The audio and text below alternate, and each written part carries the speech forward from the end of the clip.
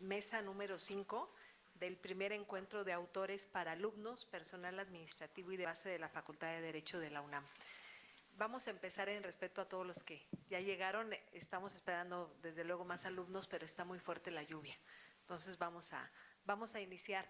Queremos dar las gracias a nuestra señora directora por la oportunidad de crear un espacio de expresión para nuestros alumnos.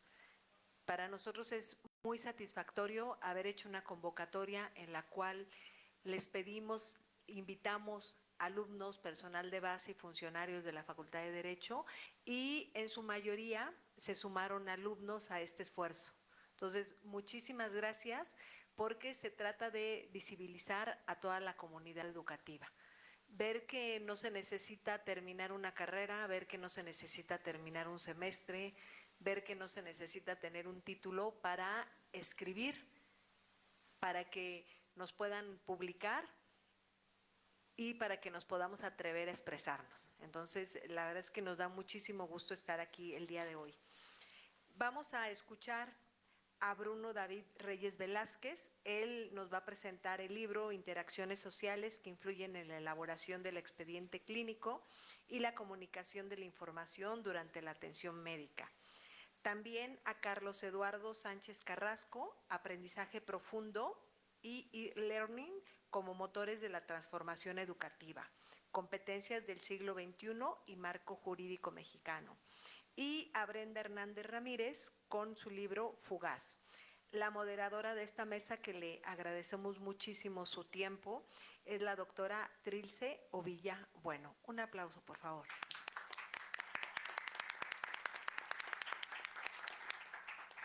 Damos el uso de la voz a nuestra doctora. Gracias. Muchas gracias.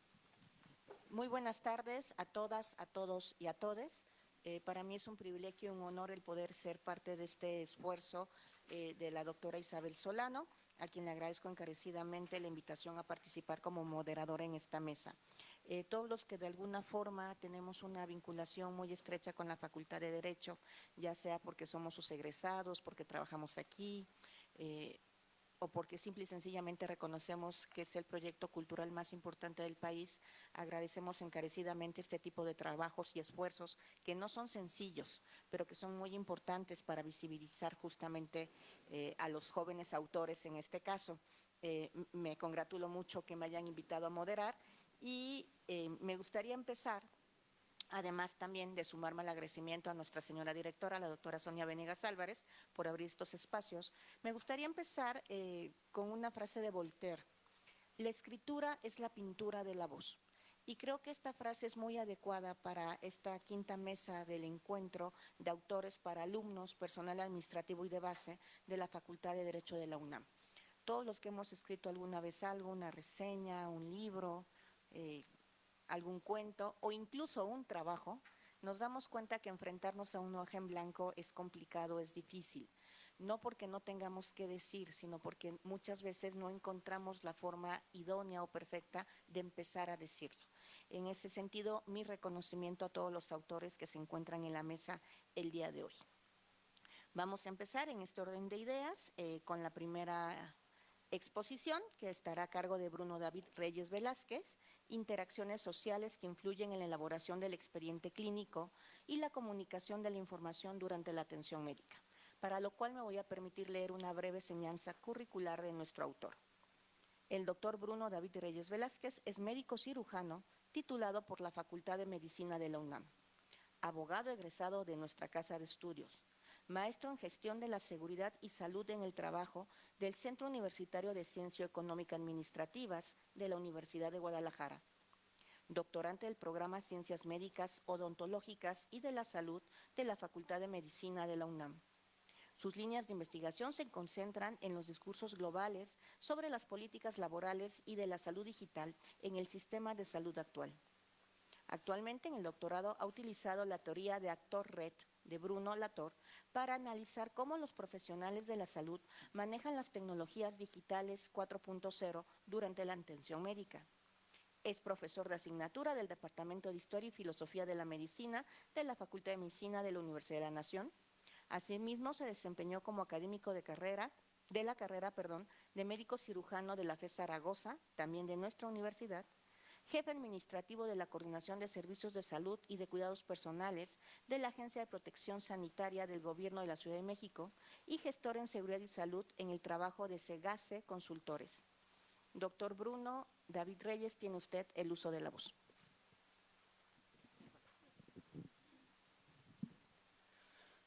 Hola, buenas tardes. Primero quiero agradecer a la comunidad estudiantil, académicos, administradores, directivos de la Facultad de Derecho por este espacio de difusión cultural y agradecerles a las personas que están tanto presencial como a distancia. Para mí es un gran honor estar con ustedes en mi facultad, la Facultad de Derecho. Es un honor y un privilegio ser de esta facultad. Y bueno, se inicia ya, ¿verdad? De acuerdo. ¿Cuánto tiempo tengo? De acuerdo. Pues bueno, yo cuando llegó la convocatoria me sumé y empecé a leer cuál era el objetivo. Y se me hizo muy bonito, porque actualmente en un mundo globalizado, lo que te dice la literatura, el estado del arte, es que ya son problemas tan complejos que lo que tiene que hacerse es a través de la investigación para identificarlos y para poder resolverlos. Entonces dije, ¿qué doy?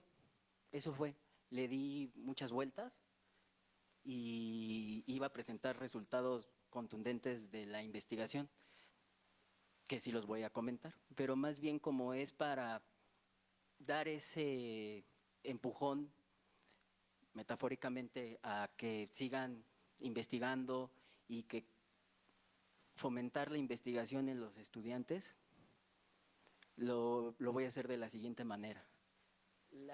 Bueno, el título ya lo dijo la doctora, entonces voy a pasar a la siguiente. La siguiente, por favor. Y bueno, voy a empezar con una pregunta. ¿Por qué? Las investigaciones, todo en la vida, pero más voy a hablar cuando escribes, cuando lees, nace de una pregunta. Y puede ser una pregunta muy simple. ¿Por qué el cielo es azul? ¿Por qué me pasa esto? Y cuando ustedes tienen una pregunta, van a tener esa curiosidad de querer resolverla. Y así inicia una investigación. Escribir y leer inicia con una pregunta. Y un proyecto de investigación inicia con una pregunta relacionada a un problema que ustedes tengan esa curiosidad, esa necesidad de querer resolver. Entonces, la pregunta que yo les traigo es esta, para la ponencia. ¿Por qué es importante la investigación durante la carrera de Derecho?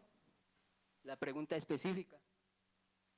Desde la experiencia del autor, ¿por qué ha sido importante desarrollar proyectos de investigación durante su formación profesional? El objetivo general, para ir contestando esa pregunta. Analizar la importancia de aplicar criterios de investigación durante la carrera de Derecho, explicar brevemente las experiencias del autor sobre la importancia de desarrollar proyectos de investigación durante su formación profesional, porque la convocatoria decía desde la perspectiva de los autores. Una perspectiva es una parte de la subjetividad. Entonces yo les voy a hablar desde mi experiencia cómo llegué a concluir ese artículo. La que sigue, por favor. Y bueno, este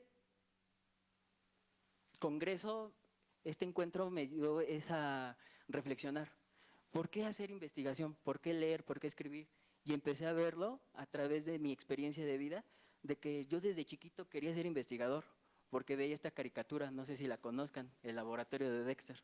Entonces, a mí yo siempre decía, quiero ser investigador, quiero ser investigador, quiero ser investigador como Dexter, ¿no? El niño genio que sí decía.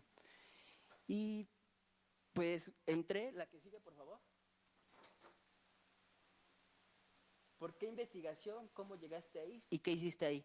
Yo cuando entré a la prepa quería 3 carreras, estaba entre 3, Derecho, Medicina y Filosofía. Me fui por Medicina.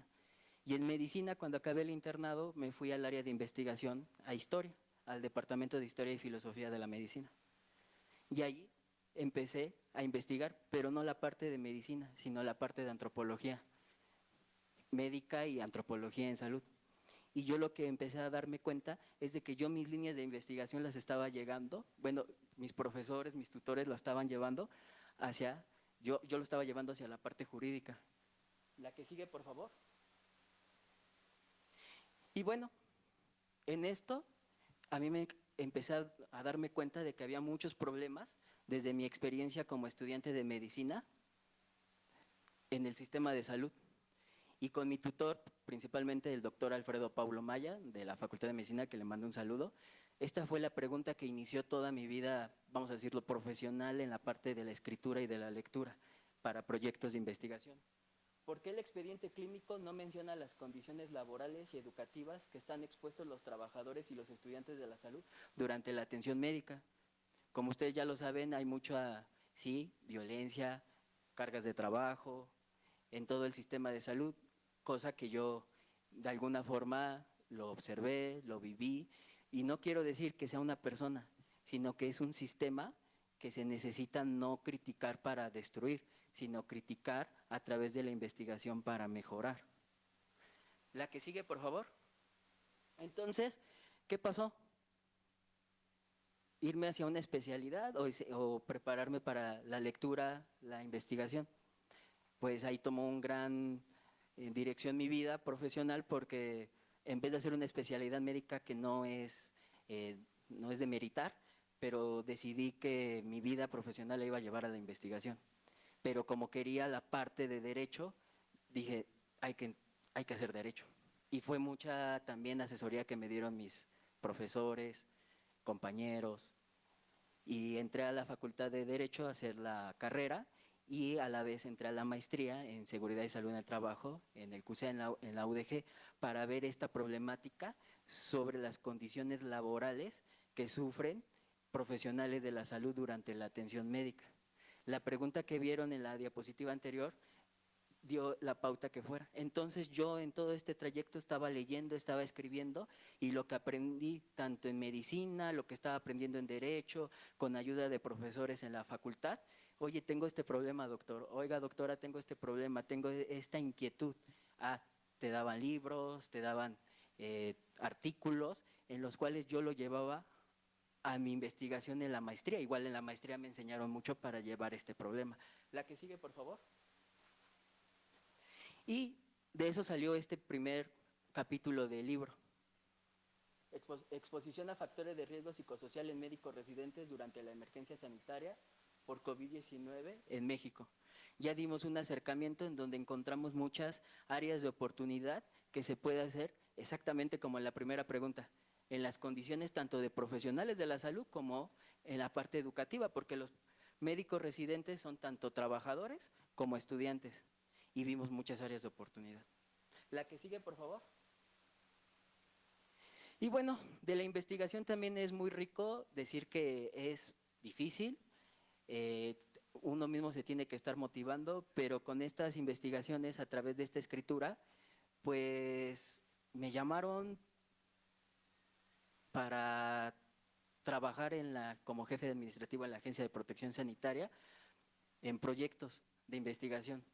Como les dije, te dejaban un problema y te decían, hay que resolverlo. Entonces tú desde leer, desde escribir, de lo que ya había y estás aprendiendo constantemente, lo resolvías en un equipo multidisciplinario. En la Agencia de Protección Sanitaria pues llevábamos la parte de regulación sanitaria, no me voy a meter más ahí. Y regresé a la Facultad de Medicina y empecé a hacer investigación, porque te empiezan a invitar, porque van conociendo tu escritura, tus proyectos, y me dijeron, es interesante lo que estás haciendo, quiero que hagas, bueno, te recomiendo, no es quiero que hagas, perdón, te recomiendo que hagas el doctorado en Antropología de Salud, y el tema es el expediente clínico. Me enamoré del proyecto y me regresé, estaba en Guadalajara y me regresé a Facultad de Medicina, siguiendo en Facultad de Derecho, a problematizar con el IMSS, porque los expedientes clínicos en general no se están elaborando correctamente. Ese era el desafío. La que sigue, por favor. Y bueno, de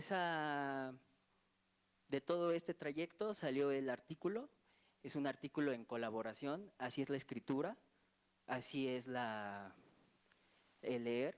Cuando tienen una idea, hay que también compartirla con las personas para que te retroalimenten, quien sea. Y eso en colaboración. Fue una colaboración tanto con la UNAM, con el Instituto Mexicano de Seguro Social, con la doctora Liz Jamuy, con el doctor Alfredo Pablo Maya, con la doctora Ana Carolina, con la, no, perdón, con la doctora Carolina Consejo, con la doctora Atenea, con la doctora Alejandra Guzmán, quienes hemos problematizado esto. ¿Y qué sale en el artículo? En el artículo sale que el modelo de atención, que es de continuidad, no está como tal en el expediente. Hay una discontinuidad, principalmente porque hay condiciones laborales que se tienen, las condiciones laborales son negativas. Inadecuada infraestructura digital, sobrecarga de trabajo para el profesional de salud, falta de alfabetización digital para enseñar cómo elaborar el expediente clínico. Entonces, en lo que se tiene es una discontinuidad de la atención o una continuidad alterna. ¿Cómo es una continuidad alterna? En lo que encontramos es que para elaborar el expediente clínico los profesionales de la salud tienen que utilizar procesos que no están normados, no están regulados para poder dar la atención a la población. Pero ahí es un dilema también y es un ético. Si no lo haces, ¿cómo es esa atención? Y se los voy a decir, utilizan, sí, sus dispositivos personales para poder dar esa continuidad alterna a la atención médica, pero probablemente estén vulnerando su información en salud, pero si no lo hacen, ¿cómo sería su atención? Ahí hay un dilema, ahí hay una regulación. Y ya es un problema complejo. Entonces lo que vimos no nada más es decir, no elaboran el expediente clínico electrónico, hay que ver por qué, cómo son las condiciones y hay que problematizarlo. Después de esto, ¿qué sucedió? Me interesó más, lo empecé a profundizar con la teoría del actor red, que es una teoría de tanto social, filosófica y antropológica, porque su autor, que es Bruno Latour, lo llevó desde ese evento. Entonces lo hemos llevado desde la enseñanza, la escritura desde la enseñanza, desde la parte biomédica, desde la parte normativa, y sigue, y esto sigue. La que sigue, por favor. ¿Y se logró contestar la pregunta inicial? Sí, ya entiendo más lo que viví en mi formación como médico, ya entiendo más a los profesionales de la salud, ya entiendo más qué es lo que está sucediendo y entiendo por qué el expediente clínico no se elabora correctamente. Y no es que los profesionales de la salud no lo quieran hacer, hay que ver esas condiciones y hay que regular para que lo puedan hacer, porque también es verdad que en México las profesiones, principalmente las y los médicos, son los principales que demandan en el sector salud. Y dicen que el expediente clínico es lo que nos va a salvar, pero ¿cómo nos va a salvar si no está bien elaborado? Pero si no tenemos ni las condiciones para elaborarlo. Entonces, y ahí también tiene que entrar la parte jurídica y decirnos también, por ejemplo, quieren que elaboremos el expediente clínico en 15 minutos. ¿Cómo se hace eso? Y a la vez tengo que interrogar, tengo que explorar, tengo que ver sus estudios de laboratorio y tengo que comprender a una persona, porque no es hablar de enfermedades. Y eso se los enseñamos, por ejemplo, en la Facultad de Medicina. Y hacer el expediente clínico correctamente, ¿cómo se logra en 15 minutos? Y eso no viene en la norma 04, por ejemplo. No te dice cómo hacerlo en 15 minutos. La que sigue, por favor. Y bueno, sigue en colaboración. Actualmente, dije, necesito más colaboración, necesito aprender más cosas, otros enfoques, y estoy haciendo una estancia de investigación en el Instituto de Investigaciones Jurídicas con el doctor Fernando Cano. Y le dije el problema y me dijo, es un problema que también yo con mi equipo, lo estoy problematizando para resolver. Y otra vez, como les digo, es un sueño. Me dijo el doctor, lo que quiero o lo que queremos es reconstruir el sistema de salud en México para el beneficio de la población. Me volví a enamorar. Diario estoy leyendo para llevar eso con el equipo, con Facultad de Medicina, con Facultad de Derecho, con estancias gubernamentales. Y seguimos leyendo y seguimos escribiendo para ver eso. La que sigue, por favor. Y bueno, ya para acabar, en resumen, ¿cómo sería para mí, desde mi experiencia, leer y escribir para un proyecto de investigación. Partir de un sueño a una idea, lo que ustedes quieran leer, lo que ustedes quieran escribir, lo que ustedes quieran problematizar. No es que alguien se los diga. Un tutor, una tutora, un profesor solamente, y viene nuestro plan de estudios de la facultad. Son guías que te dicen lo que tú qué quieres hacer y ellos te van a ayudar a llevarlo a cabo. Luego, como les dije, realícense una pregunta sobre esa idea para que tengan esa inquietud de poderla resolver, porque si dicen, es por esto y esto, ya no tienen que escribir, ya no tienen que leer porque ya lo saben. Entonces no es así, tienen que siempre lanzarse preguntas para que sigan escribiendo y sigan leyendo, que tengan esa inquietud. Tener la intención de enseñar y aprender a desarrollar proyectos de investigación en torno a ese problema. No solamente es que tengan ese sueño, que tengan esa intención, porque es mucha resistencia, mucho sacrificio, pero créanme que lo vale. Y desarrollar el proyecto de investigación, que es la parte fundamental que por lo que estamos aquí. Y otra vez, regresar al principio, es decir, a lo que está desde arriba. Y luego seguir y disfrutar el proceso, y otra vez, seguir leyendo, seguir escribiendo, y disfrútenlo. Disfrútenlo. Y siempre que estén leyendo y siempre que estén escribiendo alrededor de un problema, de una idea, enfocado en una pregunta, siempre van a querer repetir este proceso. Siempre. Siempre, siempre, donde estén, en la academia, en el sector privado, en el sector público, afuera en el mundo, internacionalmente, siempre. Y sí, es mucha resistencia, mucho sacrificio, pero les digo, desde mi punto de vista, desde mi perspectiva, como fue el encuentro, vale la pena. La que sigue, por favor. La que sigue. Y bueno, en colaboración, como les digo, si tienen una idea, un problema de lo que les acabo de expresar, que son más o menos lo que estoy realizando, ahí está mi correo y podemos hacer algo, porque es en colaboración. Adelante, quien quiera mandarme un correo, lo desarrollamos, porque a mí, la UNAM, los institutos, el sector privado, lleva una idea, un problema, y veo que tienen esa intención de querer resolverlo. Entonces, y ahorita, por ejemplo, en Facultad de Derecho, mi forma de titulación va a ser a través de eso, como dice la forma de titulación, a través de una investigación para resolver retos globales o nacionales. Y quiero seguir esto, porque me apasiona seguir leyendo y seguir escribiendo. Muchas gracias.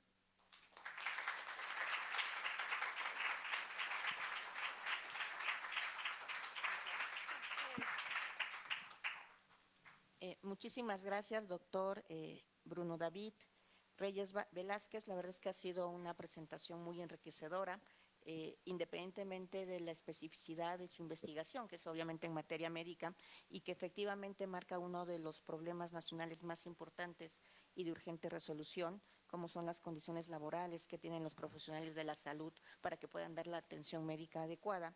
Además de eso, me gustaría destacar la parte que nos convoca el día de hoy como autores y autoras, ¿no?, pertenecientes a la comunidad de la Facultad de Derecho. Me encanta cuando nos habla de la motivación para escribir, ¿no?, que no era solamente el hecho de escribir para mostrar resultados de su investigación, que obviamente es muy, muy importante y que coadyuva a la resolución de los grandes problemas nacionales, sino porque nace de una pregunta para generar reflexiones.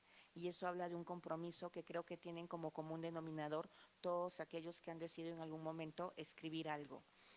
Me encanta también la invitación que nos hace para que empecemos a escribir todos a partir de un sueño, de una idea, y que disfrutemos el proceso, ¿no? Sería con la parte que yo me quedaría, porque creo que es muy, muy importante esta parte de partir de un sueño, de una idea, en palabras del propio doctor, que me dice, además me encantó, me volví a enamorar cuando volví a encontrarme una nueva pregunta para seguir escribiendo y seguir investigando y seguir leyendo. Muchísimas gracias. En este orden de ideas, tendremos ahora la segunda participación, que estará a cargo de Carlos Eduardo Sánchez Carrasco. Él nos hablará hoy de la obra que ha escrito llamado Aprendizaje Profundo y e-learning como motores de la transformación educativa, competencias del siglo XXI y el marco jurídico mexicano. Me voy a permitir también leer una breve reseña curricular de nuestro autor. Carlos Eduardo Sánchez Carrasco es egresado de esta Facultad de Derecho y especialista en materia de telecomunicaciones y radiofusión. Se desempeña actualmente como abogado en Frequency Lex Consultoría. Es miembro fundador e integrante del Comité Presidencial del Centro de Investigación Estudiantil de América Latina y el Caribe desde 2023. Además, de investigador en el Laboratorio Virtual de Derecho y Desarrollo Sostenible y en el Seminario Constructivista dirigido por la doctora Graciela Staines Vega. Ha impartido cátedra a nivel preparatorio en el área del derecho y a nivel profesional en asignaturas como Teoría General del Estado, Metodología de la Investigación, Derecho a la Transparencia e Información Pública. Asimismo, ha brindado asesoría gratuita a la Asociación Civil Jóvenes Ayudando a Niñas y Niños AC.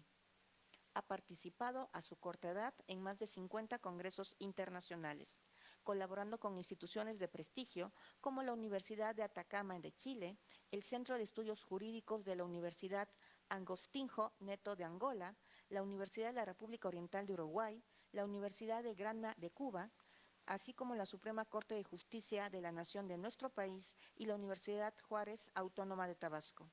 En la actualidad es autor de más de 10 artículos publicados en diversas revistas especializadas. Carlos Eduardo, bienvenido.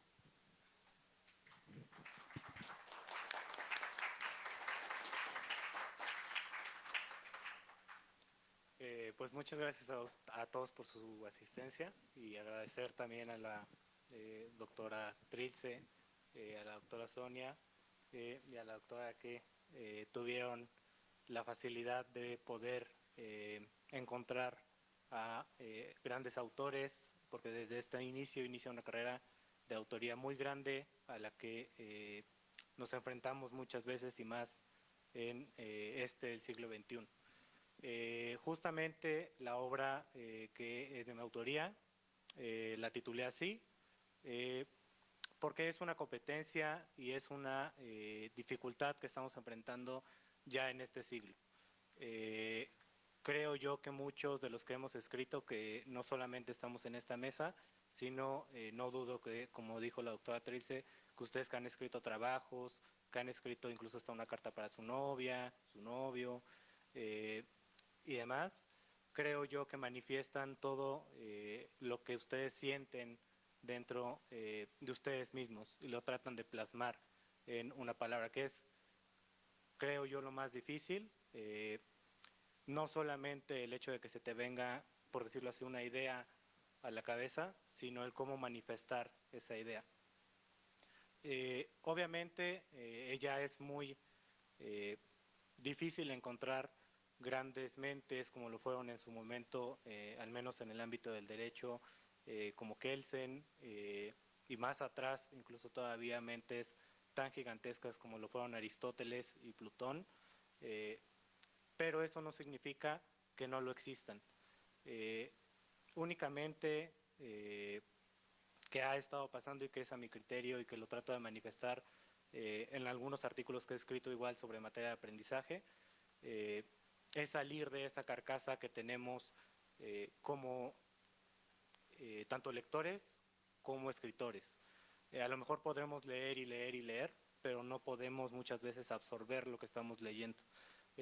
Muchas veces creemos, y porque a muchos de nosotros todavía nos educaron en una escuela tradicional, en la que se busca realmente que el estudiante memorice, no lo razone y lo plasme en un papel. La lectura y la escritura no se trata de eso. La lectura y la escritura se trata de algo que te guste, de algo que te apasione y, como lo dijo el doctor Bruno, de algo que te enamore. Si no estás enamorado de lo que estás escribiendo, difícilmente vas a poder plasmar lo que está dentro de ti. Y esa es una dificultad que hemos estado enfrentando. En cuanto el por qué la mayoría de los artículos y el libro que tengo publicado son sobre el estudio del aprendizaje, la forma de aprender, es por eso.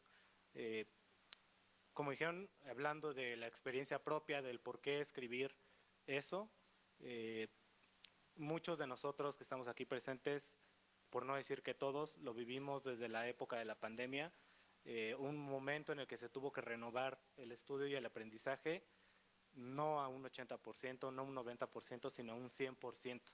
El abandonar un aula presencial y pasarla a un momento virtual fue uno de los más grandes retos que tuvimos, incluso tanto como estudiantes, como profesores e incluso personas cercanas a nosotros.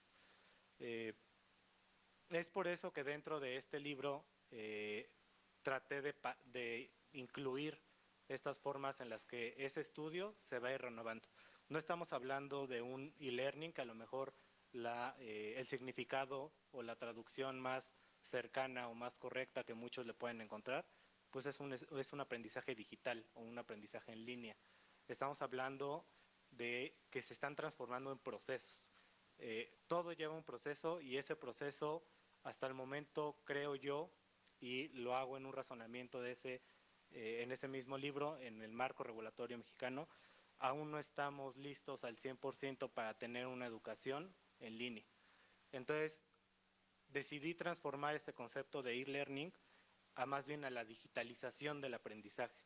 ¿Qué va a pasar con una digitalización del aprendizaje? No significa que vamos a incluir ese aprendizaje dentro de las plataformas y nos vamos a abandonar de las aulas virtuales, nos vamos a abandonar de profesores, nos vamos a abandonar, olvidar de tener compañeros de clase y demás, sino de irlas incluyendo poco a poco. Como se los dije, el que ustedes adquieran algo de un momento a otro es muy difícil que lo comprendan. Todos como personas no somos capaces de hacer cambios radicales en nuestras vidas. Siempre lleva un proceso. Y lo vuelvo a reafirmar, incluso un proceso desde el que cambiaste de escuela, desde que cambiaste de la prepa a la universidad, de que terminaste con tu pareja y estás en un proceso de duelo, un proceso de sanamiento después de una intervención quirúrgica y demás, todos son procesos. Hasta el momento, una reflexión que hice es que todo ese procedimiento nos va a llevar a un resultado que a lo mejor en un futuro sí ya pueda existir plenamente una educación digital. Y no me refiero a educación digital tampoco como el hecho de la intervención de redes sociales, de plataformas e incluso de la inteligencia artificial que ha sonado mucho estos últimos años. En más concreto, ChatGPT, Gemini y demás inteligencias artificiales que hemos estado ocupando como estudiantes. ¿Por qué? Porque estas tecnologías normalmente lo que tratamos de hacer inequivocadamente es reemplazar la búsqueda y reemplazar la investigación por el adquirir esa información de manera, yo le diría de manera bruta, y no en forma de insulto ni mucho menos, sino bruta, en el forma de que nos quedamos así, no depuramos esa información, no sabemos qué contiene esa información, si esa información llega a ser verídica o no, y la tomamos como verdadera. Lo que pasa igual con la infodemia, nos encontramos tantas cosas en internet hoy en día que ya no sabemos ni siquiera distinguir si son verdad, si son mentira, si vienen de una fuente confiable o no lo vienen de una fuente confiable. Simplemente adquirimos, lo tenemos en nuestra mente y lo tomamos como si ya fuera un hecho. El hecho del aprendizaje y que se va a ir modificando poco a poco con unas propuestas no meramente pedagógicas, porque yo no soy pedagogo, pero sí al menos en un marco del estudio del análisis de la normatividad que existe en México, de sí poder tener esa accesibilidad desde niveles básicos, como lo es incluso desde el kinder, hasta niveles universitarios o incluso post universitarios con un doctorado, con una maestría y demás, el poder agarrar estas herramientas y ocuparlas como un impulso a esa educación. Ya lo vimos con un progreso muy claro, que es la inclusión de idiomas diferentes al español a grados muy básicos, como lo es, como dije, desde el preescolar. ¿Y por qué no hacerlo también con la tecnología? ¿Por qué no mejor educar a los estudiantes a ocupar esa tecnología, a mejor prohibirla? Digo, a diferencia de prohibirla y no usarla, abandonarla. Al final de cuentas es una evolución que hemos tenido como seres humanos y es una evolución que por más que intentamos detener, no se va a hacer. La inteligencia artificial, las plataformas de internet y las redes sociales ya son un hecho, nos alcanzaron al 100%, y por qué mejor no aprovechar esa tecnología en vez de tirarla a la basura. Para este tema del aprendizaje profundo, que su traducción verdadera es al inglés de Deep Learning, por ahí un concepto que se inventó en Canadá, que se incluyó en Canadá y que fue aplicado en Canadá. Uno de los principales iniciadores fue Michael Fullan, que dentro de esa misma conceptualización profundizó en algo llamado las 6 competencias de la educación. Antes eran 4, y Fullan, junto con su equipo, le anexaron otras 2. Y son muy sencillas, desde la creatividad, la comunidad, la ciudadanía, el pensamiento crítico y demás. Son competencias que, si se fijan, al menos aquí en la facultad, sí he tenido la oportunidad de que lo desarrollen a lo largo de la carrera. A lo mejor no desde niveles básicos, porque como digo, están apenas tratando de pues explorar la carrera. Ya en un poco más avanzado ya se empieza a entender un poco más, pero con estas competencias que tiene la educación, el chiste es el fomentar el que ustedes sean más autónomos, más autodidactas, que aprendan a escribir, que aprendan a leer, y que eso que están escribiendo tenga una investigación. Yo lo he dicho, al menos desde que empecé en el ámbito de la investigación, que desgraciadamente la investigación jurídica en especial es algo que está en peligro de extinción. Ya es muy complicado que un egresado de la facultad también decida: me voy a dedicar a la investigación, voy a investigar sobre este tema, voy a profundizar sobre este tema.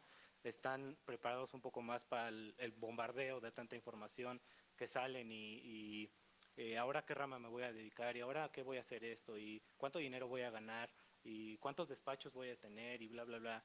Entonces, no se trata de eso, se trata también de hacer su conocimiento cada vez más grande. Pero en ese mismo contexto, el no hacerlo más grande únicamente en un solo tema. Hay tantos temas escritos y por escribir, investigados y por investigar, que no tienen límite. La mente humana no tiene un límite. Yo les recomendaría que busquen algo que les guste, que amen, que les apasione, y que a lo mejor, si bien no les podría decir que no lo suelten, que aprendan a enfatizar sobre ese tema y transformarlo en una multidisciplina o una transdisciplina. Es decir, que traten de incluir otras más disciplinas a lo suyo. El abogado no solamente está únicamente para la interpretación y la lectura de la legislación. El abogado está para entender la legislación y para que esa legislación sea aplicable a muchas ramas del conocimiento. Y sonará muy burdo y como meme, pero el derecho está en muchas ramas del conocimiento, que incluso creería yo que actualmente no somos capaces de mencionar algún área del conocimiento del ser humano en la que no se incluya el derecho, en la que no exista una regulación por el ser humano. Y es todo eso lo que estoy tratando de plasmar, que estoy tratando de dejar huella, al menos desde este lado, hacia otros lados, no solamente aquí, también en otras oportunidades que he tenido a nivel internacional, y ver esa interculturalidad que se está teniendo. Yo tenía una plática con personas de la Universidad de Atacama, con las que colaboré para hacer también un libro, y ellos me decían: pero es que se supone México es de los países más avanzados de Latinoamérica, ¿cómo es posible que no tengan proyectores en todas las aulas presenciales de primarias y de secundarias? Yo decía: es que desgraciadamente el sistema mexicano aún carece de esa regulación. Si bien sí está contemplado a nivel constitucional, no existe a día de hoy una regulación específica en la que obligue incluso al Estado a fomentar esa inclusión. Y ya después ellos me decían que viceversa, se les hacía muy raro que en Ciudad de México ya en la mayoría de partes se tenía internet gratuito. y en Santiago de Chile era muy difícil incluso tener señal telefónica. Y en esa transmisión de ideas entre culturalidades, llegamos a una conclusión que justamente Latinoamérica está por muy detrás de otros países y que necesitamos hacer énfasis en muchas de esas problemáticas. Una es la educación, otra, como lo dijo el doctor Bruno, el área médica, que es un ejemplo de lo que les estaba diciendo, de que puede haber derecho en todos los ámbitos del conocimiento.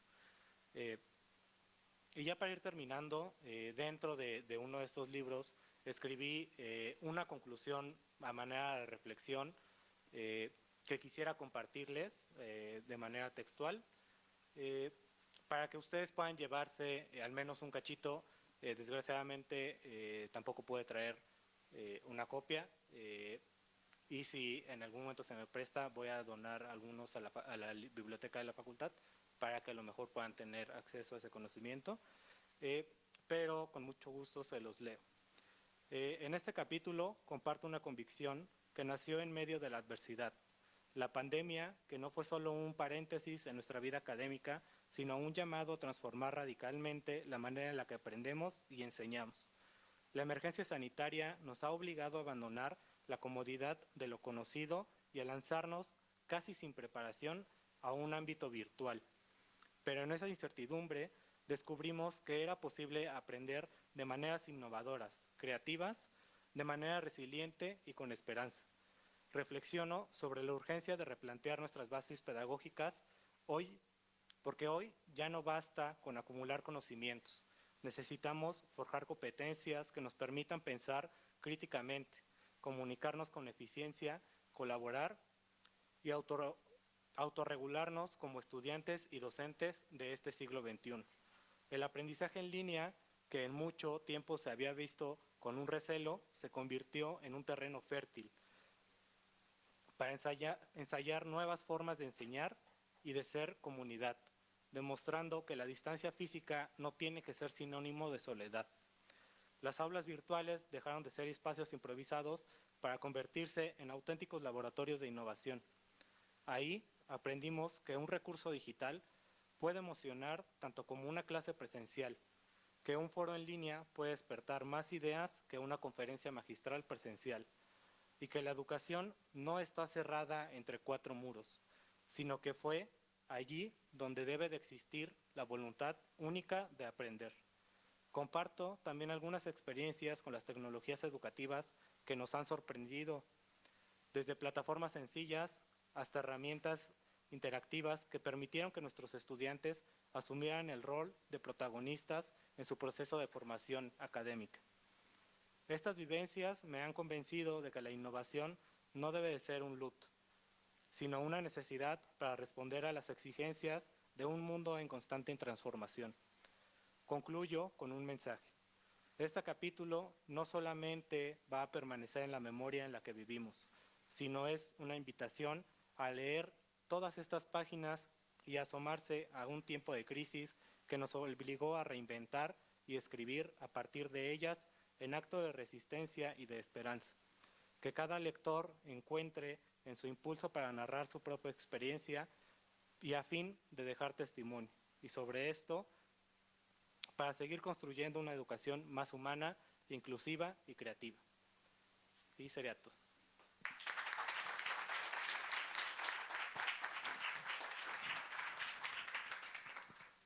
Muchísimas gracias, Carlos Eduardo. La verdad es que ha sido una intervención muy enriquecedora. Obviamente el tema del texto que nos presenta el día de hoy nos habla de que el mundo está en constante transformación, pero me encanta la conclusión general que me permito robar sus propias palabras al decir que los estudiantes tienen que cambiar de rol, ¿no? Es un rol protagónico, o sea, que empiecen a tomar un rol protagónico en su propia formación académica. Comparto también la idea, él decía que empezó su participación hablándonos de grandes autores de antaño Y la verdad es que esa es una de las grandes, grandes ventajas y noblezas de todos los que nos dedicamos a las cuestiones de investigación o académicas, o los que escribimos por gusto y por recreación, que también de eso platicaremos un poquito más adelante, porque nos permite estar a la par y vernos de igual a igual con esos grandes autores. Y yo te puedo decir, Carlos, como a todos los que están en esta mesa el día de hoy, que ya están en ese selecto grupo, lo cual me congratula mucho. La lectura y la escritura se trata de algo que nos guste y que nos apasione, en sus propias palabras. Y creo que esto es una de las cosas que debemos tener siempre, siempre muy, muy presentes, porque como él también nos dijo, la mente humana no tiene límites, ¿no? Y nos recomendaba buscar y encontrar aquello que nos apasione, ¿no? En la misma línea que nos decía hace un momento Bruno aquí también presente. Obviamente los temas que trata sobre la digitalización del aprendizaje, los retos que presentan estas nuevas formas de enseñanza-aprendizaje en la virtualidad, cómo nos obligan a cambiar los paradigmas, cómo él nos habla de una educación digital, de una alfabetización mediática y digital, cómo hay que incorporar las distintas herramientas tecnológicas como la inteligencia artificial, las redes sociales, las plataformas de Internet, a los nuevos modelos de enseñanza y aprendizaje. Creo que todo esto lo ha manifestado muy bien, se antoja mucho la lectura del texto, lo dijo públicamente frente a 10,000 personas que nos están viendo en redes sociales y este auditorio lleno, ¿no? Ya tiene el compromiso de hacer la donación correspondiente para nuestra biblioteca, nada más lo puntualizo, ¿no? Y la verdad es que me encanta, ¿no? Porque se construyen estos puentes de conocimiento porque se comparte una convicción. Yo creo que una de las grandes cosas, y no me dejarán mentir los autores aquí presentes, cuando uno ya escribe sus primeras obras, lo hace sí con ilusión, sí con compromiso, pero sobre todo con convicción de que lo que uno está haciendo va a tener un impacto y un eco, diría por ahí una película, en la eternidad. Y en este sentido, me recuerda la frase de José Vasconcelos, que la lectura es para la mente lo que el ejercicio es para el cuerpo, lo cual implica que sigamos leyendo como bien nos ha recomendado Carlos Eduardo. Muchísimas gracias.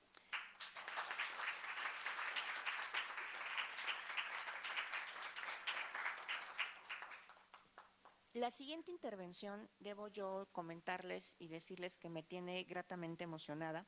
Es de Brenda Hernández Ramírez, nos va a hablar de su texto, de su obra denominada Fugaz.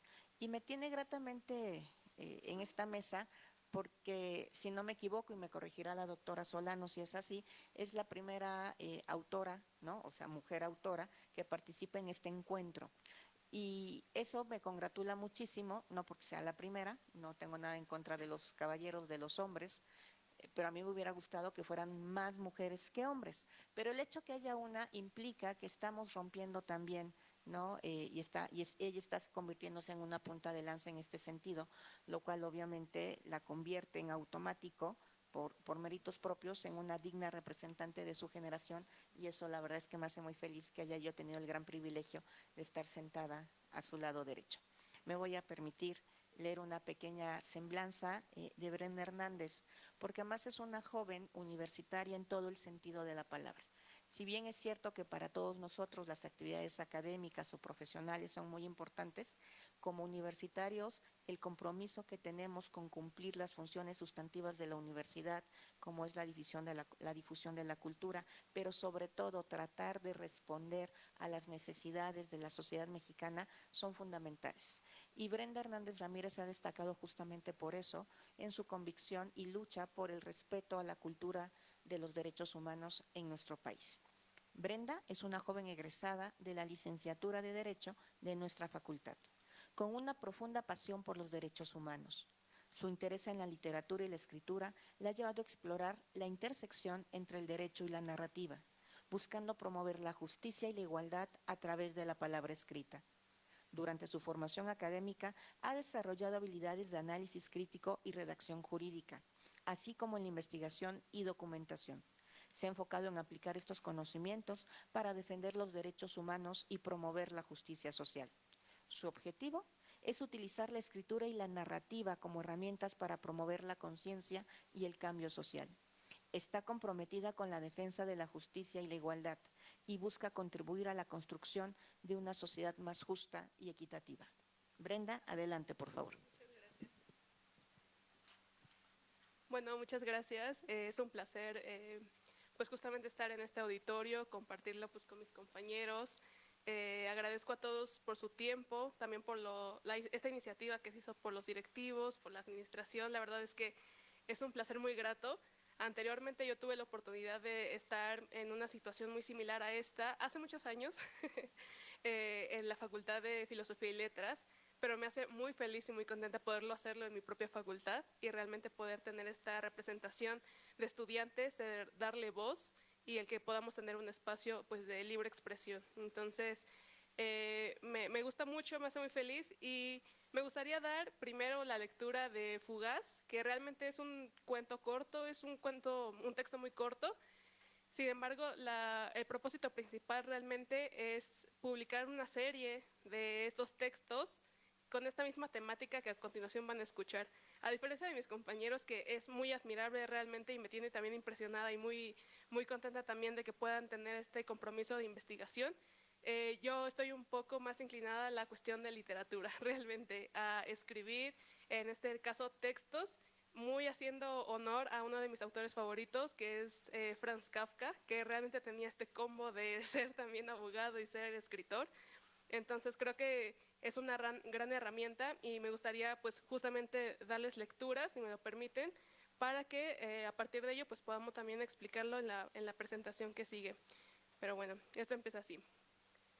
Fugaz.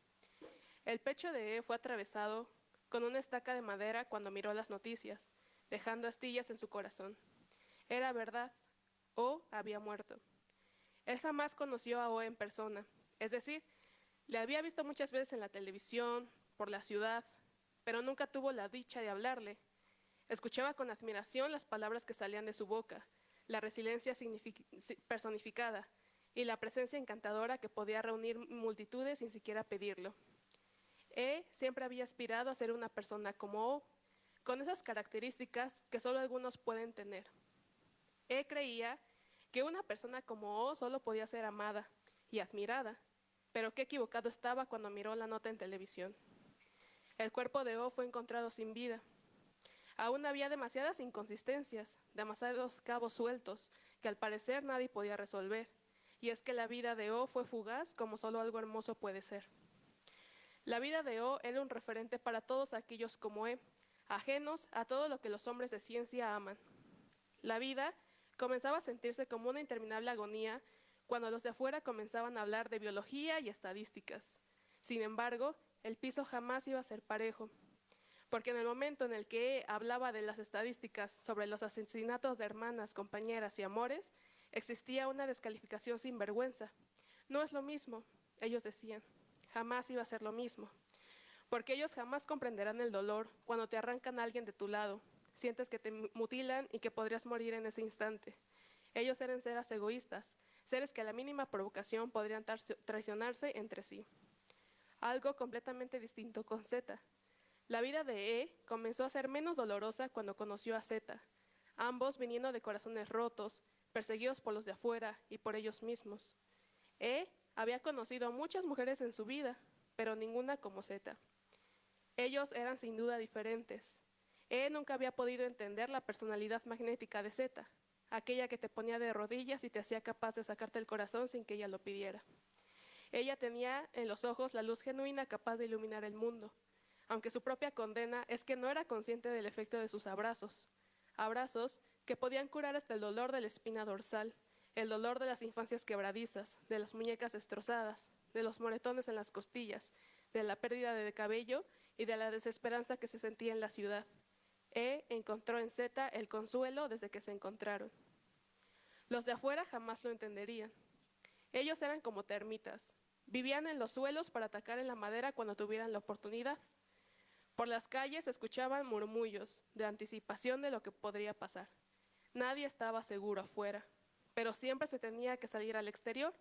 La vida estaba en las calles e irónicamente en las mismas calles es donde era arrebatada. Las familias dejaron de tener televisión. Los programas de entretenimiento dejaron de proyectarse porque ahora todo era ocupado por los noticieros. La cantidad de casos de violencia había aumentado y los canales existentes no habían sido suficientes para cubrir las notas. Fue entonces cuando dudó por un momento, no convencido de querer aceptar las implicaciones de ser quien era. Todos a su alrededor lo reconocían, pero no podía evitar sentir que todo aquello era una muerte anunciada. Las personas como no vivían mucho, él lo sabía a la perfección. No podía recordar un solo día en que los noticieros no habían anunciado un nuevo cuerpo encontrado, destrozado, humillado y profanado. No le tenía miedo a la muerte, era un destino en común, tanto los de afuera como él lo tendrían. Pero él sabía que en definitiva el suyo no sería un deceso tranquilo, no sería atendido en una cama con su familia alrededor, no sería en un hospital, no sería de ninguna forma digna. Los de afuera tenían diversos métodos para divertirse con sus víctimas, como ellos se jactaban, pero todos los cuerpos tenían un mismo lugar de desechamiento, las calles. Ellos abandonaban los restos a la vista de todos, en las avenidas concurridas, en los caminos para ir a la escuela. Se enorgullecían de ver a las madres buscadoras voltear cada cadáver, rezando para que no correspondiera a sus seres queridos. No le tenía miedo a la muerte, ni siquiera a la tortura. Él podría tomarlo, pero su corazón se volvía pesado cuando pensaba en su madre y en Zeta encontrando lo que quedara de él en las avenidas. Al pasar los días tenía la impresión de que su círculo cercano solo quería complacerlo, hacerle pasar sus cortos años de vida sintiéndose feliz consigo mismo, porque pretender no ser quien era significaba para él el mayor de las torturas. Él no estaba en contra, era un fin inevitable que aprendió a escapar y a abrazar. Vivir tanto tiempo significaba prolongar la angustia, la paranoia, la incertidumbre que incluso en ese momento le impedía cerrar los ojos con tranquilidad ante el miedo de abrirlos y estar rodeado por los de afuera. Como consecuencia, él buscaba romantizar su muerte temprana, porque él no era de los que amaba escondidas. Aún con los riesgos de que lo vieran los de afuera, él seguiría abrazando, besando y acariciando las manos de su amada en público, porque frente a los hombres de ciencia que no se mordían la lengua para evitar gritar su odio en la cara. Los años que tendría los utilizaría entonces como él quisiera. La palabra vergüenza no existía en su vocabulario. No había espacio ni tiempo para ser dubitativos, para posponer las cosas. Quizá por eso era una persona tan impulsiva. No pensaba en las consecuencias, pensaba en el ahora, porque quizá esa misma noche podría ya no estar. Sacaría provecho de cada minuto para abrazar a su madre, tomar una taza de café con su padre, cantar con su hermano, reír con Zeta, acariciar las manos de su amada. Jamás sería como O, pero esperaba que cuando llegara su muerte fuera igual de fugaz y hermosa. Y bueno, muchas gracias. Y bueno, ese realmente fue el texto que de hecho nació el semestre, bueno, antes de que terminara de concluir el semestre y que concluyera la carrera, fue parte de un proyecto que hice en mi curso de Derecho y Literatura con el doctor Manuel de Jesús Jiménez, que si alguno de ustedes tiene la oportunidad de tomar clase con él, aprovechenla, es muy bueno. Él por primera vez sentí que dio en esta facultad y en general a nuestros compañeros esa confianza de poder presentar nuestros textos, entonces también mucho de lo que he hecho pues en todo este tiempo y de desarrollar mi literatura ha sido pues gracias a él. Y bueno, vamos a dar paso justamente a mi presentación. Siguiente, por favor.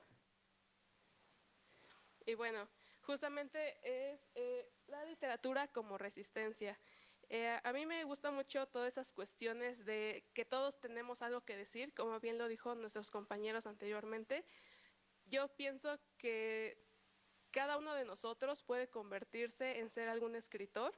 Todos tenemos esa posibilidad.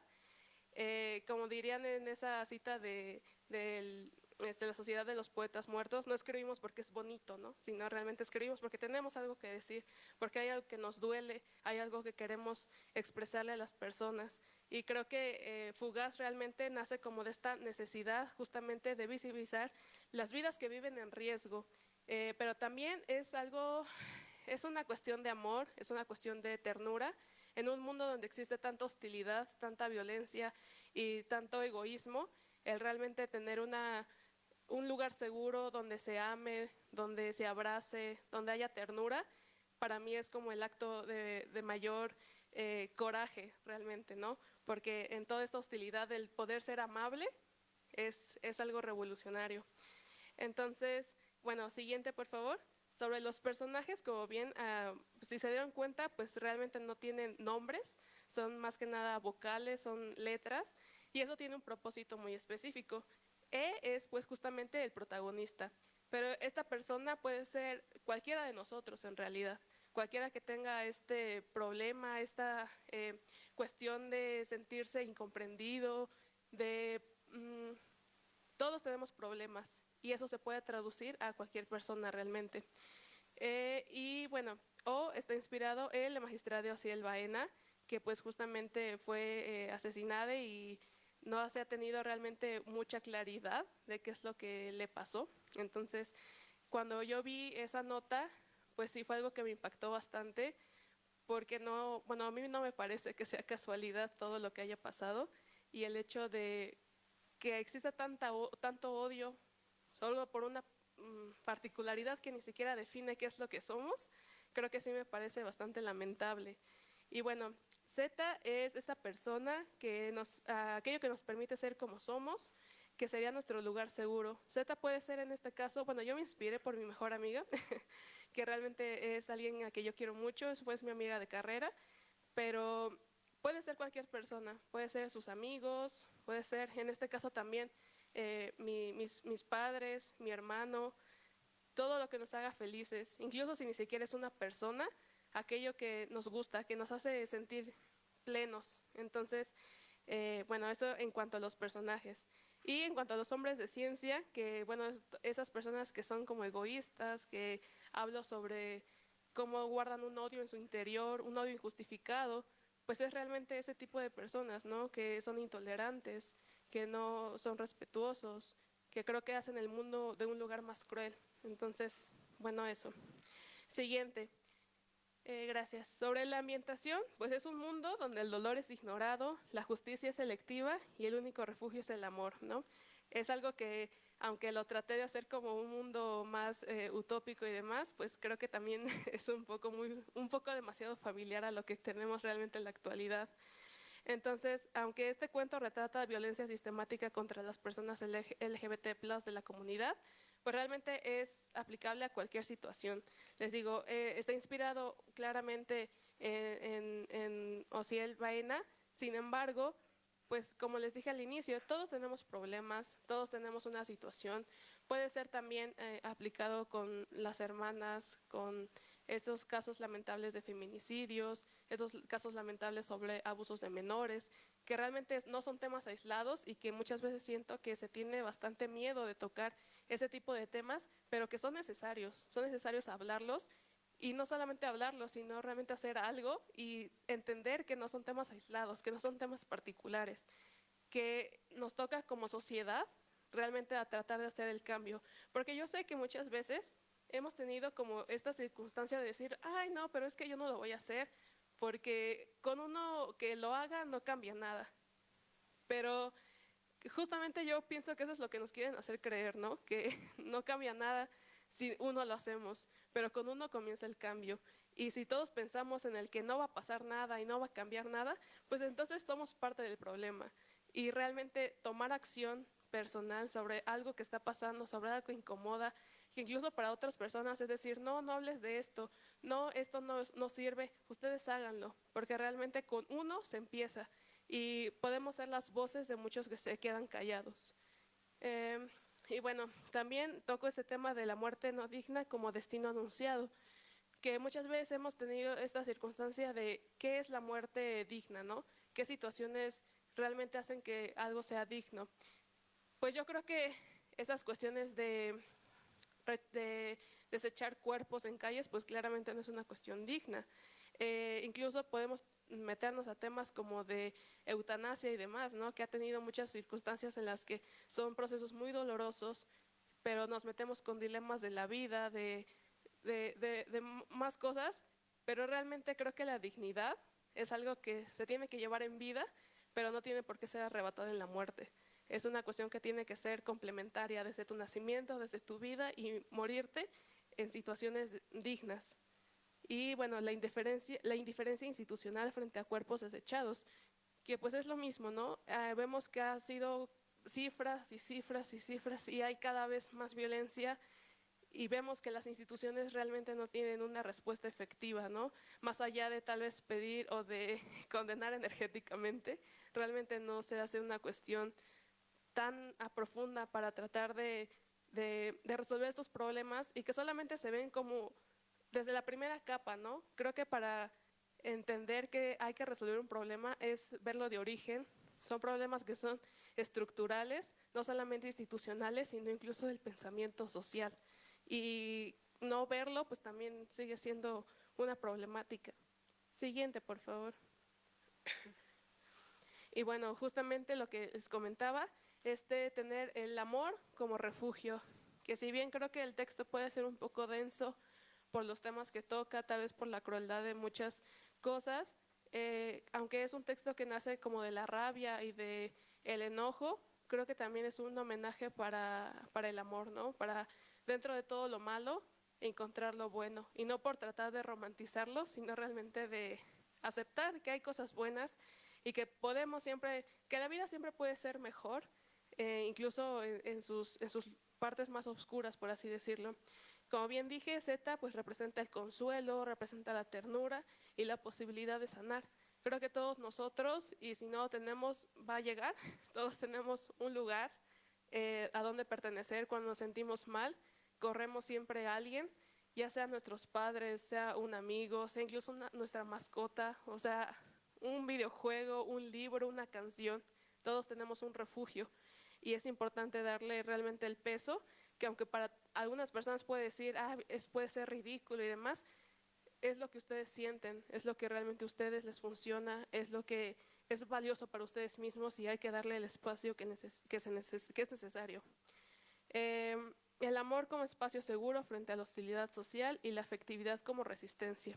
Justamente lo que dije, bueno, pues en este mundo lleno de crueldad, lleno de violencia, el poder abrazarnos unos a otros, el poder brindar nuestra ayuda, e incluso dar cosas tan, no sé, tan gentiles que me llenan mucho de orgullo y de mucho cariño que mis compañeros, por ejemplo, Bruno, ¿no? Que puso a disposición su correo, o incluso Carlos, que puso a disposición también sus textos. El conocimiento, hablando en esto particular sobre literatura, el conocimiento no tiene por qué ser capitalizado. Y el hecho de que aquí podamos realmente dar una pauta, decir, somos muchos los que tenemos cosas que decir y las vamos a decir y podemos ayudar a los demás a encontrar su propia voz, pues eso me llena también de ternura. Y me llena mucho orgullo realmente porque siempre hay posibilidad de poder construir en comunidad, de no hacerlo de una forma simplemente egoísta, sino de compartir todo lo que tenemos. Siguiente, por favor. Y bueno, justo esta urgencia de vivir, en este caso, pues como está inspirado, pues es ciertamente les dije, ¿no? Que no tenía realmente un nombre ni algo muy concreto, sin embargo, pues está inspirado realmente en una persona trans. Entonces, pues no había espacios ni tiempo para ser dubitativos. Vive con una conciencia de riesgos, pero sin vergüenza, porque creo que es muy valioso el saber que no podemos en esta vida ser dubitativos de nada.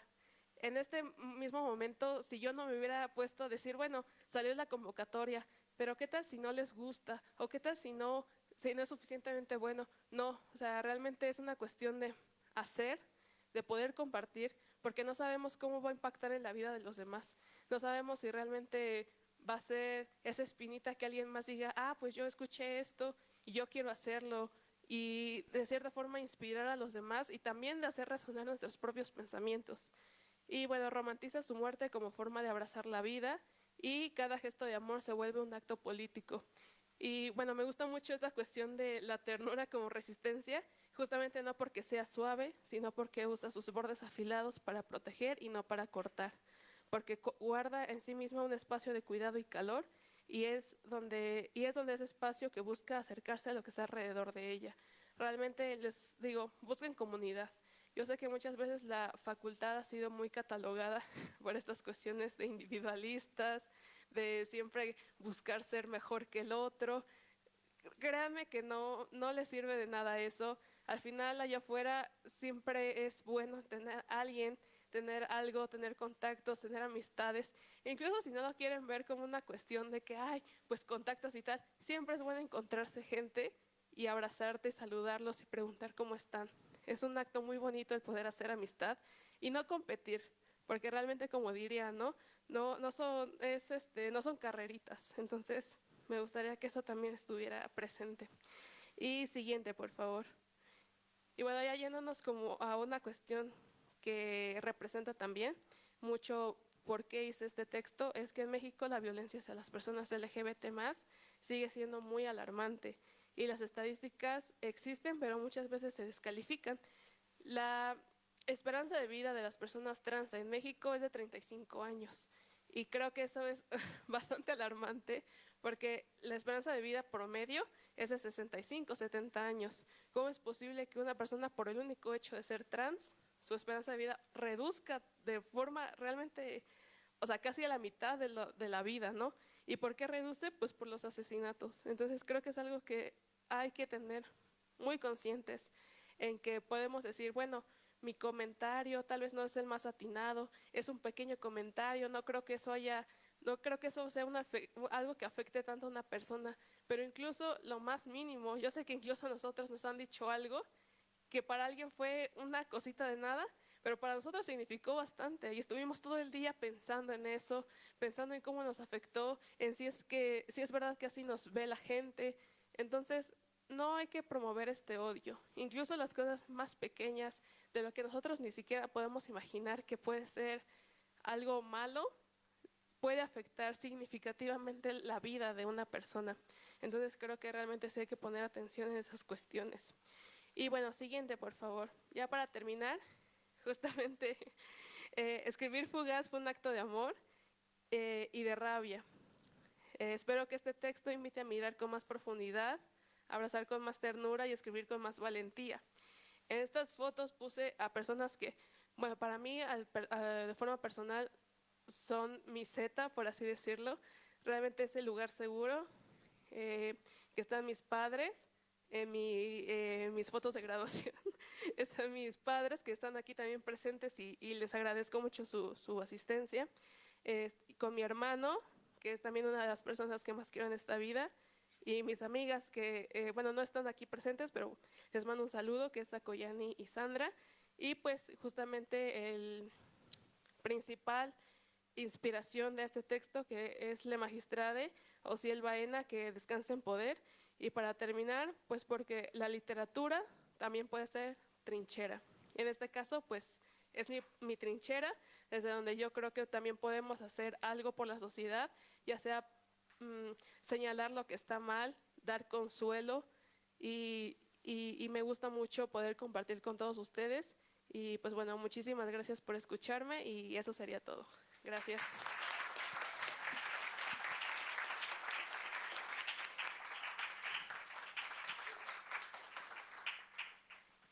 Muchas gracias, querida Brenda. La verdad es que lo primero que tendré yo que comentar de tu brillante participación es la última frase con la que cierras. La literatura también puede ser trinchera. Y qué importante es, sobre todo para las personas que nos dedicamos, que tenemos el privilegio de dedicarnos o ser parte del gremio de la abogacía, entender que no solamente con el derecho cambiamos las realidades sociales, sino también desde otras vertientes, como en este caso sería la literatura. El ser humano es un ser social por naturaleza, ya lo sabíamos, nos lo han dicho desde los grandes filósofos jurídicos, ¿no?, hasta nuestros políticos actuales. Y la verdad es que el poder manifestar o hacer manifestaciones de arte con un fuerte contenido social, como en el caso de que es Fugaz, no solamente reconforta el alma, sino que también nos abre un camino, ¿no?, que se empieza a recorrer, ¿no?, se empieza a abrir la brecha como tal y darnos cuenta de que no estamos solos, ¿no? Cuando dices que escribir Fugaz es un acto de amor y de rabia al mismo tiempo, me llena mucho el corazón porque la literatura también es resistencia, ¿no? Y es una forma muy importante de así manifestarlo. De la lectura de Fugaz me quedan varias cosas, ¿no? Obviamente, hasta cierto punto, y me voy a permitir discrepar, ¿no?, de una frase que tú manejaste al inicio en el propio cuento, que dices que la vida de O fue fugaz como solo algo que puede ser tan hermoso. Y la verdad es que entiendo, ¿no?, la metáfora y entiendo la idea, y nos duele a todos, ¿no? Cualquier muerte de cualquier ser humano en estas condiciones tan lamentables y irreprochables, obviamente. Pero yo creo que que lo hermoso no tendría por qué ser fugaz, y creo que ese es el fin, ¿no? A cabo del cuento que nos has presentado, con el análisis de los personajes, del ambiente, enmarcarnos que el amor como refugio, de la vigencia que es importante que tengamos que vivir, ¿no? Que el conocimiento no debe ser capitalizado, que siempre hay posibilidad de construir en comunidad. Yo creo que todo esto lo desprendemos y lo sacamos de la lectura de Fugaz, perdón, y me gusta mucho la idea que tú siempre manejas tanto en el cuento como en tu intervención, cuando nos dices que hay que sacarle provecho a cada momento. No somos eternos, lamentablemente, por distintas circunstancias. Y creo que esto es una de las cosas más importantes que tenemos que tener presentes. Pero cuando escribimos y nos convertimos en autores, como en el caso de Brenda y de los compañeros que están en la mesa, pues sí nos volvemos un poquito inmortales, porque nuestras ideas quedan plasmadas para la posteridad, y creo que eso es muy, muy importante. Eh, Me gusta mucho cómo manejas la parte literaria para hacer énfasis en que no solo tenemos que enunciar los problemas, si tenemos que actuar para resolverlos, y que la dignidad en la vida es fundamental, y por ello también lo es en la muerte, ¿no? La indiferencia institucional, como tú la llamaste, no solamente es lacerante, sino preocupante, pero que hasta cierto punto, y esto lo digo yo, no lo dice ella, aclaremos, hasta cierto punto somos corresponsables y algo tenemos que hacer al respecto.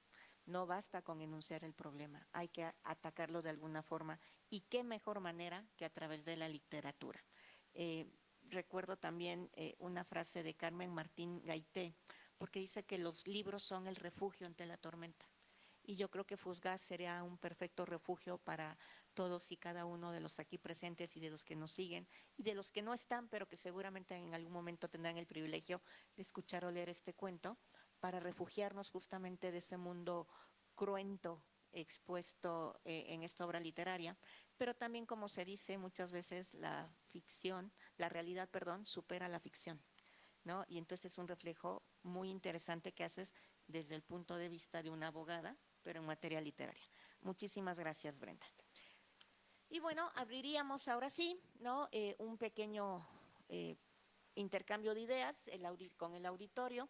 Aprovechen que están aquí los autores, si alguien quisiera hacerles alguna pregunta, algún comentario, pedirles algún consejo, porque vuelvo a insistir, o sea, los tres nos dijeron que hace poquito estaban del otro lado sin obra escrita, y cómo fue que dieron este paso para empezar a materializar sus sueños y ayudarnos a difundir la cultura y el pensamiento. Entonces, se abre un espacio para preguntas, si alguien tuviera alguna o algún comentario también, se valen las felicitaciones, obviamente. Sé que está lloviendo, pero no es para tanto, jóvenes. Pues bueno, aprovechando que tengo el uso de la voz, yo sí tengo una pregunta para los tres, si me lo permiten. Porque si hablamos de la motivación, o sea, si hablamos del compromiso, si hablamos del interés, si hablamos de que les gusta, de que les apasiona, pero ¿cuál fue el momento coyuntural donde dijeron sí?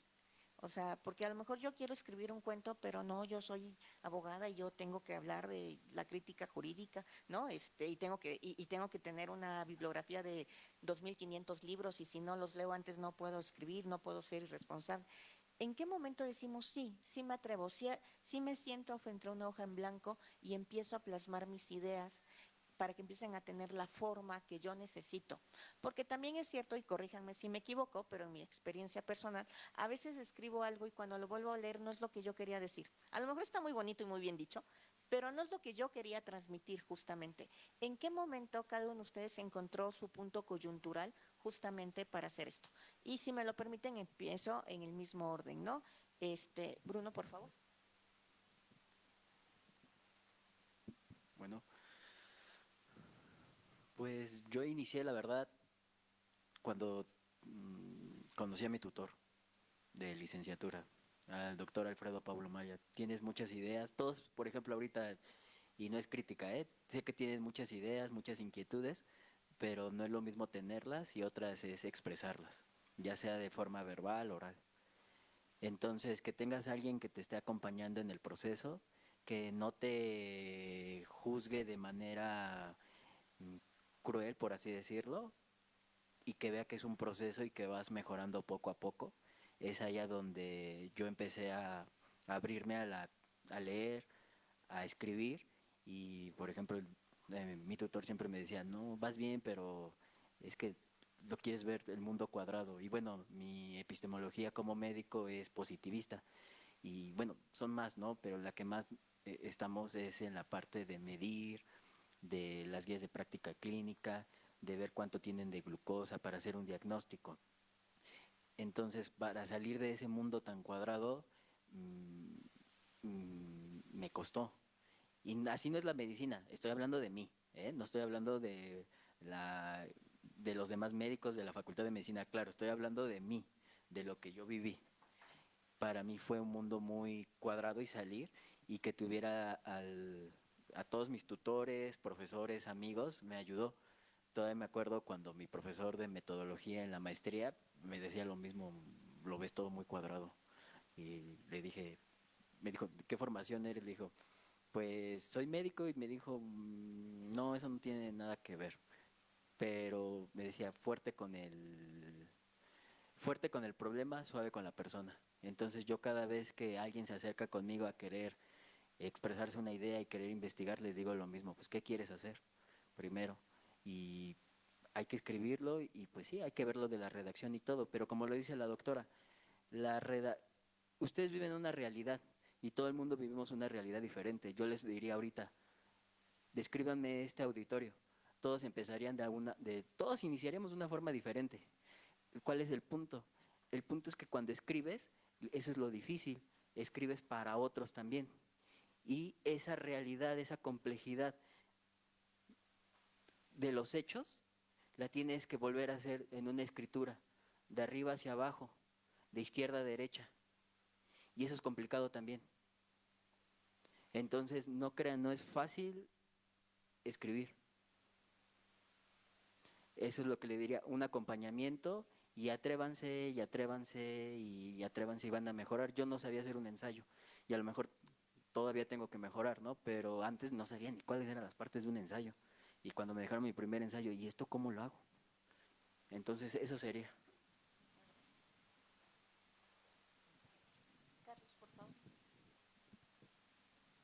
Pues en mi experiencia fue un poquito diferente a la de Bruno. Yo desde niño siempre me enfoqué mucho en las problemáticas que existían en el día a día.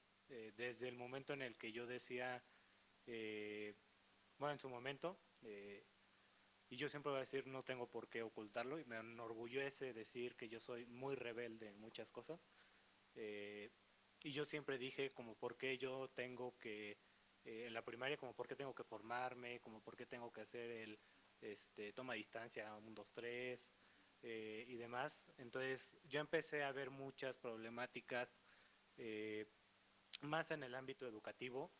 En general me gustan las problemáticas. Actualmente estoy haciendo mi tesis sobre el acceso de las comunidades indígenas a materia de radiodifusión y de telecomunicaciones, que es el ámbito en el que estoy ahorita, que es una problemática también, como por qué si es un derecho, como por qué todos no podemos gozarlo de la misma manera. Y la educación es un ejemplo, como por qué el hecho de no tener acceso a Internet te negaría el acceso a la educación plena. No tendría por qué ser, y siempre lo he dicho, no tendría por qué la educación ser un privilegio si es considerado un derecho.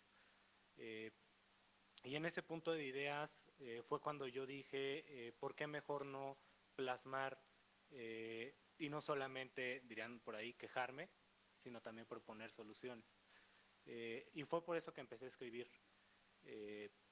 Me costó mucho, al igual coincido con la doctora Trilce y con Bruno, me costó mucho porque yo escribía y decía, es que ya ni siquiera entendí lo que escribí. Y lo volví a leer y ya lo entendía. Y decía, no, mejor al día siguiente lo vuelvo a leer. Y al día siguiente lo volví a leer y otra vez no entendía. Y entonces así me la llevé y estuve alrededor de un año tratando de captar todas esas ideas. Y intervienen muchos factores en ese punto. Hubo un momento en el que yo dije como, ¿para qué voy a escribir? Si dudo que alguien lo vaya a leer. Pero ya después también lo pensé y justo como lo dijo la doctora Trilce, es una huella que dejamos y es la única forma de inmortalizarnos. No importa si lo leen o no, no importa si lo conocen o no. Creo yo que la finalidad de escribir es que te quedas tú como escritor satisfecho y con la esperanza de dejar algo marcado en el lector. No necesariamente tienes que escribir con la esperanza de ser aceptado, ni tampoco tienes que escribir con la esperanza de volverte famoso. Por ahí otras interacciones que tuve con otros escritores me decían, es que desgraciadamente si yo trabajo de escritor me muero de hambre, o entonces o inmortalizo mis textos o me inmortalizo yo mismo, pero de dejar de comer. Y no creo que no se trata de eso, creo que el escribir, como se los dije hace un momento, va desde una carta a su pareja hasta un mensaje de texto, un simple, creo yo que incluso un mensaje de un simple ya llegué a una persona, creo yo que tiene tantos simbolismos y tantas interpretaciones para los que estamos aquí, que como dijo Bruno puede ser muy diferente.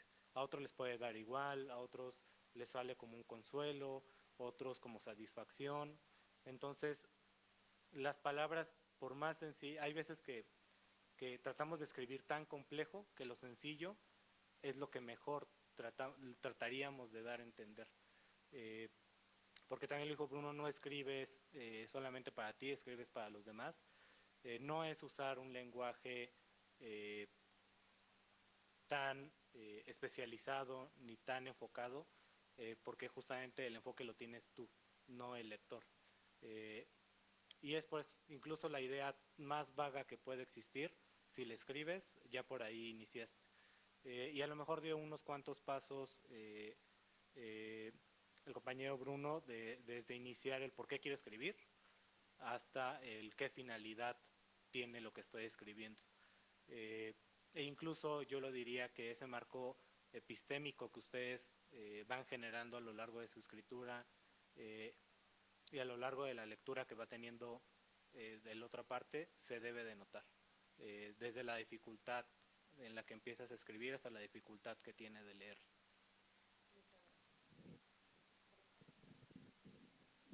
Gracias. Bueno, pues en realidad creo que mi experiencia es un poco más cercana a la de Carlos justamente porque en mi casa, en su casa, siempre tuve el privilegio de poder leer. Desde muy temprana edad en mi casa siempre hubo libros, siempre estuvo muy cercana a ese tipo de intereses. Entonces creo que realmente fue algo con lo que siempre estuve muy cercana, ¿no? Y cuando empecé más como en este gusto, porque en realidad siempre me ha gustado escribir, y como que al inicio siempre eran más como cuestiones de romance y de fantasía, pero creo que cuando llegué a, bueno, yo soy egresada de CCH Azcapotzalco, entonces justamente en prepa fue cuando conocí todas las cuestiones de feminismo y más cuestiones sociales, y eso fue lo que realmente abrió mi ventana para decir, ah, está pasando esto, ¿no? Tengo mucho que decir. Entonces, pues mi forma de decirlo, creo que por eso me gusta mucho ese formato como de cuento, porque me siento más cercana a las personas, ¿no? Creo, obviamente, yo estoy, como bien dijo, soy egresada también de esta facultad, pero estoy en proceso de titulación. Y mi tesis también está, bueno, me voy a titular por tesis y está enfocada también en derechos humanos. Y aunque es una cuestión de investigación sobre salud mental, pues también me siento muy cómoda investigando, pero a la vez, pues siguiendo escribiendo cuentos que tienen denuncias sociales. Y creo que con eso pues me siento muy cómoda, es algo que he empezado, les digo, desde que tenía 15 años. Y de hecho ese mismo año, cuando tenía esa edad, fue cuando hice por primera vez una presentación en filosofía, cuando, bueno, les comenté más anteriormente, sobre un certamen igual de cuento corto que se llamaba Postales Literarias 3. Entonces yo estuve ahí, por si lo buscan, lo googlean, aparezco. Entonces, fue la primera vez. Y bien dice la doctora Trilce, la verdad, sí me ha pasado muchas veces, hay muchos textos que no han visto la luz y no la van a ver jamás, porque son cosas que si veo, releo, como bien dijo Carlos, digo, ¿qué traté de decir? Y ya digo, no, mejor no. Y empiezo otra nueva idea y a veces las desentierro y digo, con razón estaban ahí y las vuelvo a guardar. Entonces, sí creo que es un proceso de leer, de saber que, como bien dijo Bruno, también escribimos para los demás. Escribimos para uno mismo porque tenemos cosas que decir, pero ¿a quién se las vamos a decir, no? Y creo que lo que tenemos que decir también tiene que ser, pues no capitalizado, no utilizar palabras rimbombantes para tratar de sonar más interesante, sino realmente, pues somos una universidad de clase trabajadora, de clase proletariada y qué más que darle algo de lo tanto que nos ha dado a nosotros, ¿no? Entonces, pues creo que sí, eso fue a raíz de que conocí como los movimientos sociales en CCH y que realmente también en mi hogar jamás se me trató de imponer o se me trató de cambiar como mi forma de ser, ¿no? Siempre me dieron una libertad de pensamiento que hasta la fecha pues es lo que creo que me ha dado tanta voz y me ha dado el poder de decir lo que pienso, obviamente de forma respetuosa, pero siempre de poder expresarme libremente. Entonces, pues creo que es eso. Gracias. Muchísimas gracias.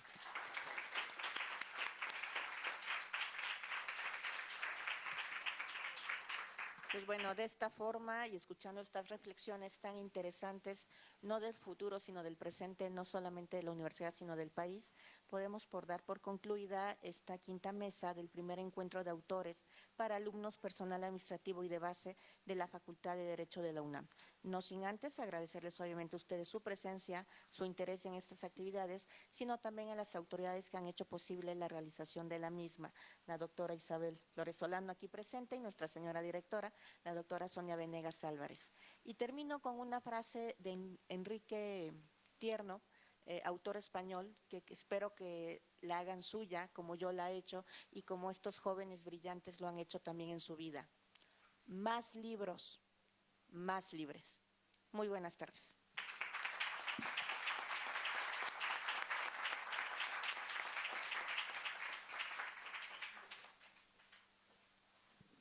Perdón, los invito, falta otra mesa, seguimos en el encuentro, la siguiente actividad empezará a las 5 de la tarde. Muchísimas gracias.